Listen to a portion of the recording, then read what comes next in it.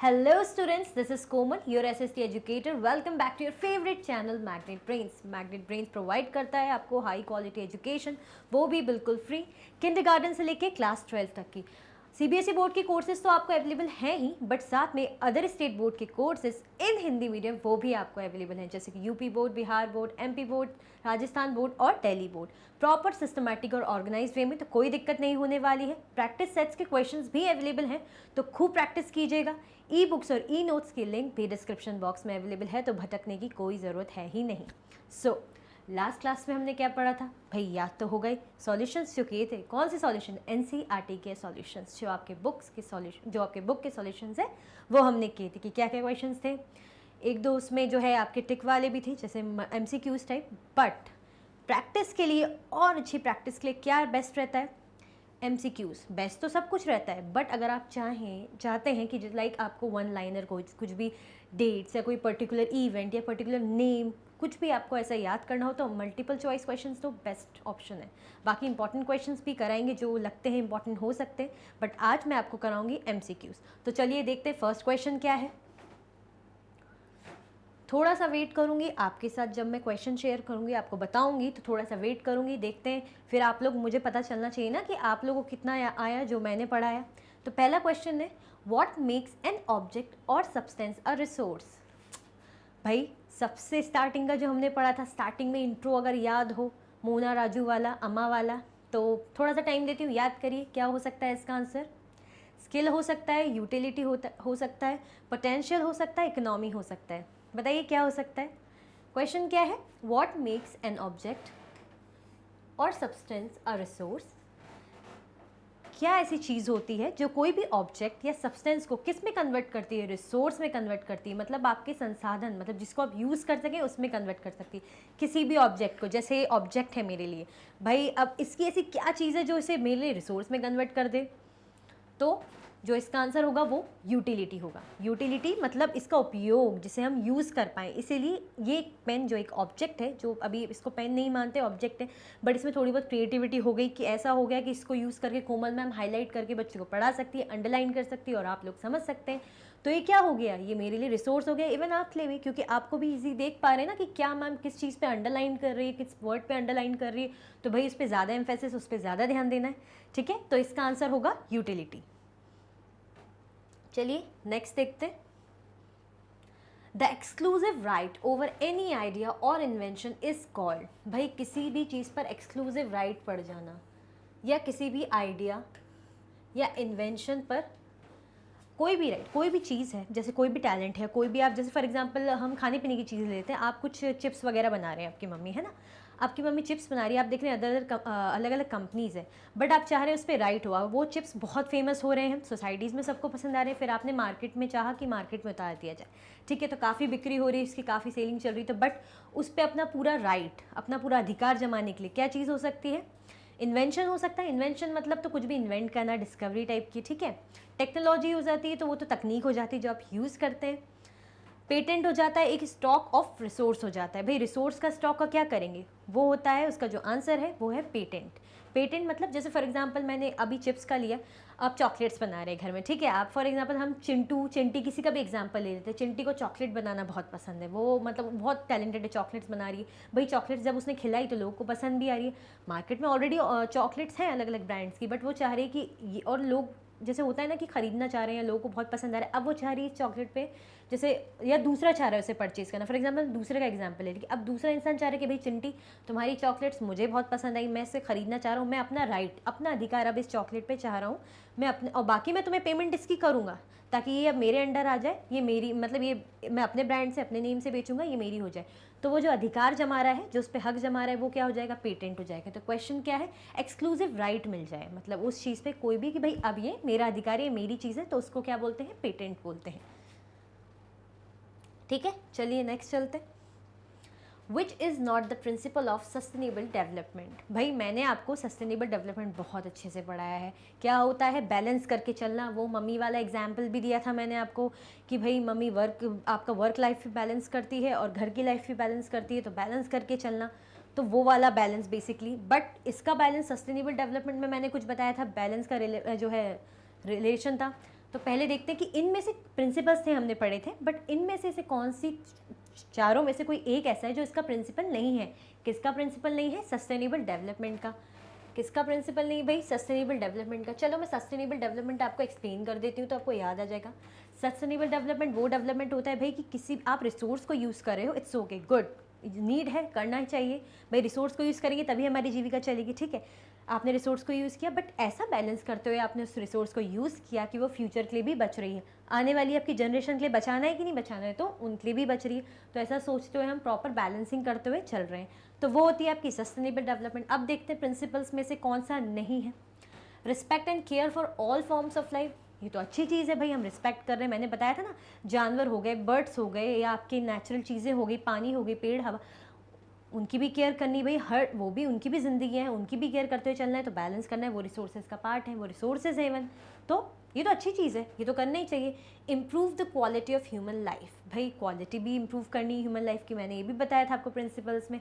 आपकी सोच विचार बदली है ना, आप सोच बदलेंगे, आप ब्रॉड माइंडेड होंगे, आप कहते हैं ना कि अवेयर करेंगे लोगों को, आप अवेयर होंगे तो आपको पता चलेगा कितना ज़रूरी रिसोर्स को जो है बचाना, ठीक है। Maximize the depletion of natural resource, भाई नेचुरल रिसोर्स का डिप्लीशन मैक्सिमाइज करना, उनको और एक्सप्लॉइट करना और बर्बाद करना, ऐसा तो मैंने नहीं बताया था कि सस्टेनेबल डेवलपमेंट में आता हो। देखते हैं आगे क्या है। और आगे है change personal attitude and practices towards the environment. भाई ये भी पॉजिटिव लग रहा है कि मैंने बताया ही था आप लोगों को, और ये भी कहा था कि आप शेयर करना अपने फ्रेंड्स में, ठीक है, अपने फैमिली मेम्बर्स में, आपकी सोसाइटी में, क्लासमेट्स में, कि भाई अवेयरनेस बढ़ाना कि रिसोर्सेज को बचाना है, सोच समझ के उनका यूज़ करना है, अपना एटीट्यूड चेंज करें। भाई जो कचरा आप बाहर फेंक रहे हैं वो अपने बैग में रख लें, फिर अगर डस्टबिन नहीं अवेलेबल है तो बैग में रख लें, फिर घर जाके आप अपने डस्टबिन में डाल सकते हैं।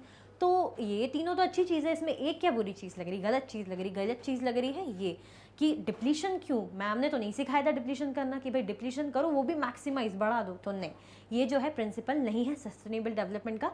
तो देखते हैं हमारे जो ग्रीन सिग्नल है वो किस पे आता है, तो ग्रीन सिग्नल भी इसी पे आएगा, उसे भी पता है, उसको भी मैंने पढ़ाया है ना, तो इसीलिए वो इस पे आया है।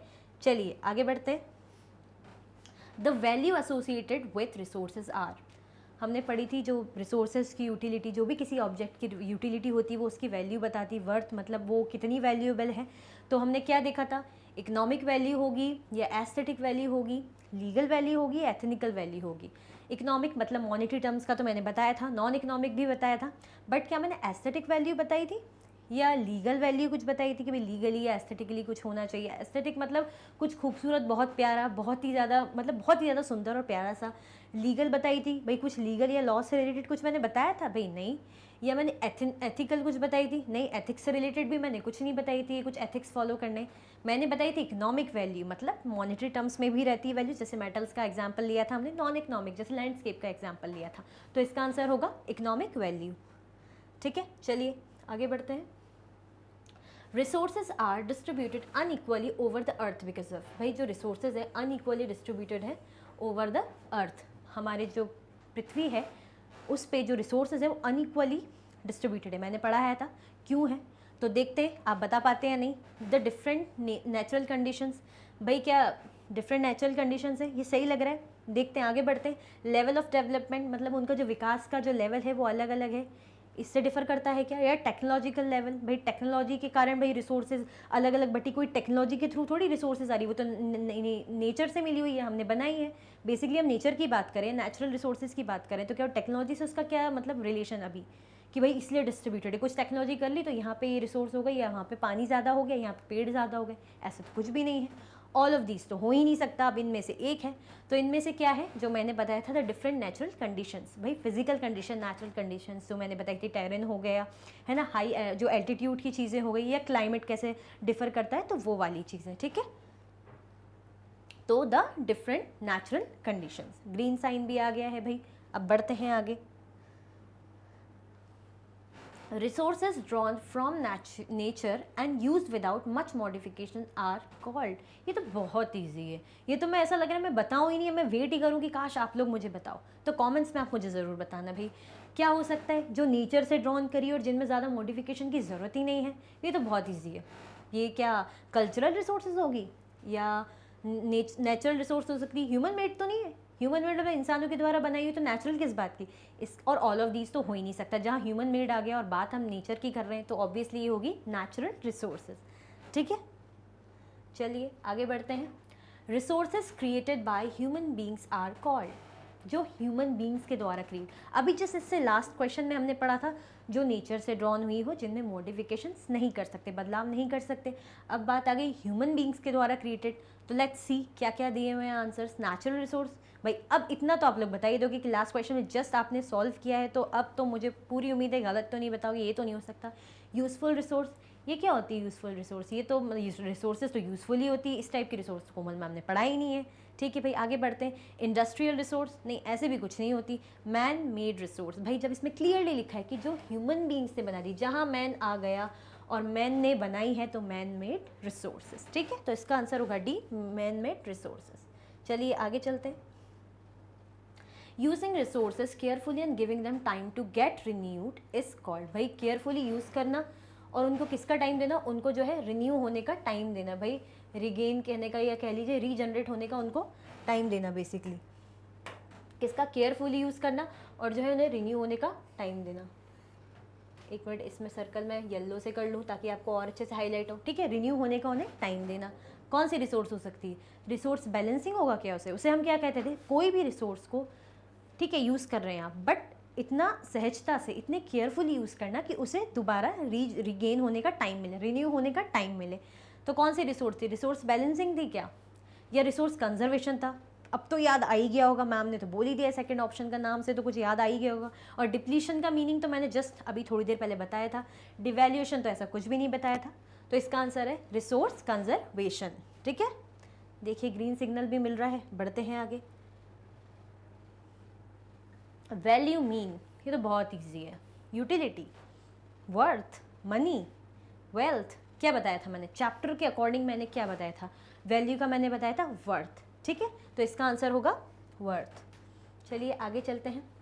It signifies development of human beings that is developing the quality and capacity of people state. क्या है, क्या लग रहा है? ये बड़ा सा सेंटेंस आ गया 2 लाइन का कि it signifies development of human beings, मतलब ह्यूमन बींग्स की डेवलपमेंट। अब कैसी डेवलपमेंट, किस चीज़ की डेवलपमेंट? भाई कोई बात नहीं, मैं तो हुई बताने के लिए आपको। Developing the quality and capacity of people state, मतलब उसका जो माइंड है, उसकी स्किल्स को और ज़्यादा पॉलिश करना, और ज़्यादा इतना अच्छा बनाना कि वो और भी रिसोर्सेज को का डेवलपमेंट कर सके, और भी रिसोर्सेज को बना सके, क्रिएट कर सके। तो हमने क्या पढ़ा था? ऐसा कुछ पढ़ा था ना हमने, कुछ resource development, human resource development हमने पढ़ा था। तो उसका आंसर होगा ह्यूमन रिसोर्स डेवलपमेंट। ठीक है, चलिए आगे बढ़ते हैं। This term signifies balancing the needs to use resource and also conserve them for future generation. It is called, अभी जस्ट एक क्वेश्चन इसमें आया था तो उसका आधा हमने पढ़ा था। अब ये तो पूरा मतलब डेफिनेशन ही आ गई है, अब उसका आंसर बताना है। बहुत ईजी, अभी तो सॉल्व किया ही था। भाई ऐसा क्या है जिसको हम बैलेंस करके चलते हैं ताकि हमारी फ्यूचर जनरेशन के लिए भी बचे। ठीक है, तो क्या हो सकता है? Development, sustainable development, human resource development. नहीं भाई, ह्यूमन रिसोर्स तो जस्ट लास्ट अभी स्लाइड में हमने, लास्ट क्वेश्चन में हमने सॉल्व करा था, जो ह्यूमन के द्वारा बनाई गई हो तो वो थी ह्यूमन रिसोर्स डेवलपमेंट। डिवैल्यूएशन, ये है क्या? डिवैल्यूएशन 2-3 बार आ गया है ना, ये कुछ नहीं है। ठीक है, तो ये है सस्टेनेबल डेवलपमेंट। मैंने बताया था ना, बैलेंस करके चलना और जनरेशन के लिए आगे, मतलब फ्यूचर के टाइम के लिए बचा के चलना। तो ये हो जाएगा आपका sustainable development. Next, which is not the type of resource. भाई इनमें से ऐसा कौन सा टाइप है जो रिसोर्स का नहीं है? कोमल मैम ने बहुत बार समझा के पढ़ा है, तो ये तो देखते ही बता देंगे 1 सेकंड में। चलिए 5 सेकंड भी दे देती हूँ मैं आपको, 4 सेकंड एक्स्ट्रा। तो इसका तो इजी आंसर दिख रहा है, आर्टिफिशियल रिसोर्स। ऐसी तो कोई रिसोर्स बताई नहीं थी। ये क्या होती है आर्टिफिशियल? भाई नेचुरल बताई थी, ह्यूमन मेड बताई थी, ह्यूमन रिसोर्स बताई थी, बट ये आर्टिफिशियल क्या होती? तो ऑब्वियसली जो नहीं पूछा है, नॉट पूछा है, ध्यान दीजिएगा, ये ध्यान दीजिएगा, नॉट, ये नॉट बहुत ज़्यादा दिमाग घुमा देता है उस टाइम पे। तो आर्टिफिशियल रिसोर्स। ठीक है, चलिए बढ़ते हैं आगे। Which of these have some utility. भाई इनमें से किसकी यूटिलिटी आपको लगती, किसकी वैल्यू, किसको कंज्यूम करके आपको, आपकी जो है नीड सेटिस्फाई होती?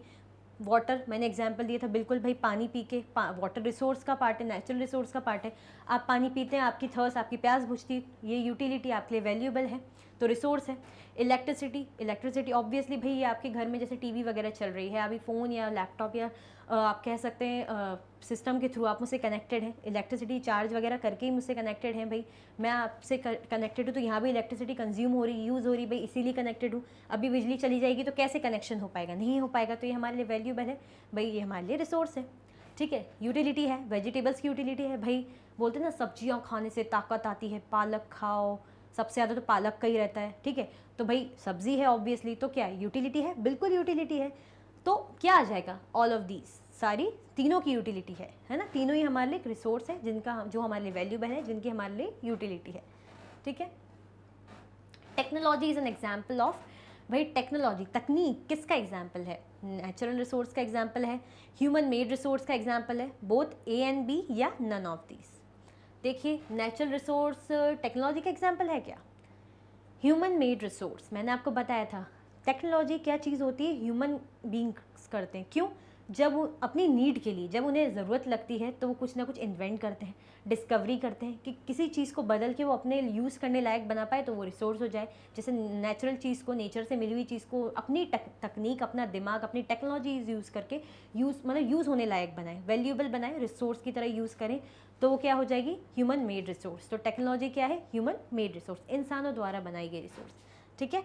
चलिए आगे चलते हैं। विच of these have economic value, अब इनमें से किसकी इकोनॉमिक वैल्यू, ये तो मैंने पढ़ाते टाइम आपको एक ही एग्जाम्पल दिया था, वो एक ही एग्जाम्पल आपको याद भी होगा।